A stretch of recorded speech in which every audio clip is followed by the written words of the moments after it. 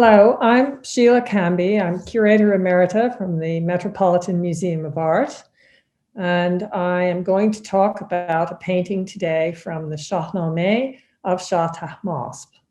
Shah Tahmasp was the second Safavid king of Iran who ruled from 1524 to 1576.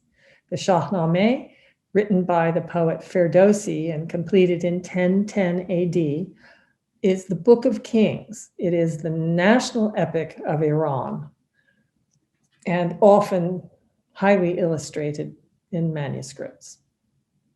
The painting I'm going to discuss is Faridun Tests His Sons, attributed to Agha Mirak, working around 1535.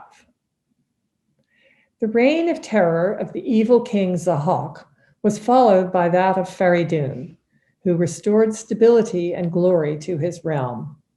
His wives bore him 3 sons, but because he loved them so much, he chose not to name them until they were mature.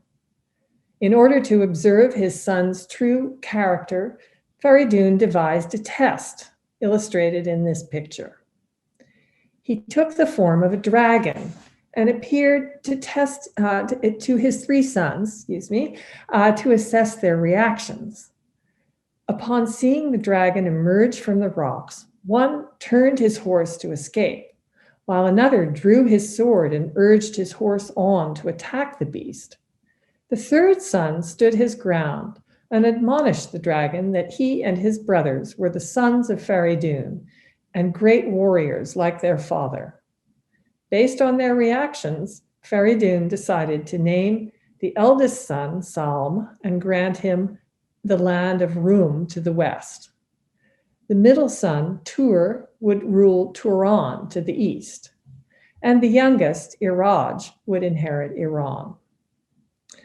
Like the contrast between the men on horseback and the slithering serpent, the composition of the painting consists of 2 arcs, the rocky mountainside through which the dragon steals at the left, and the 3 horsemen on open ground at the right. As in many paintings in this manuscript, the landscape spills over into the margin, adding to the dynamism of the scene.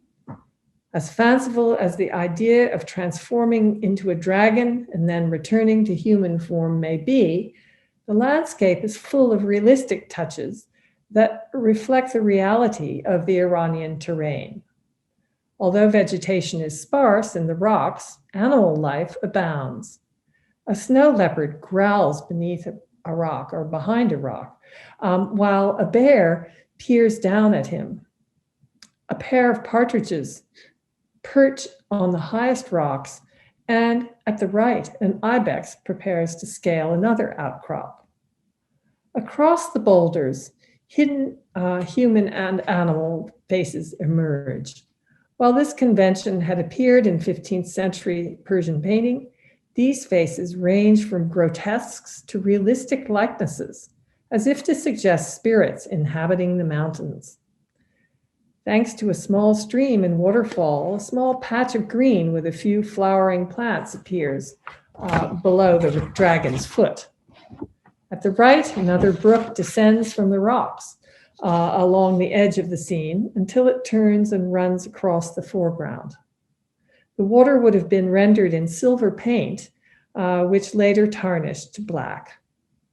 As in other arid lands, the edges of the stream are fertile, enabling wildflowers, a purple iris and a poppy, to flourish. Even a rabbit has found its way into the painting, nestled next to the rocks at the lower left.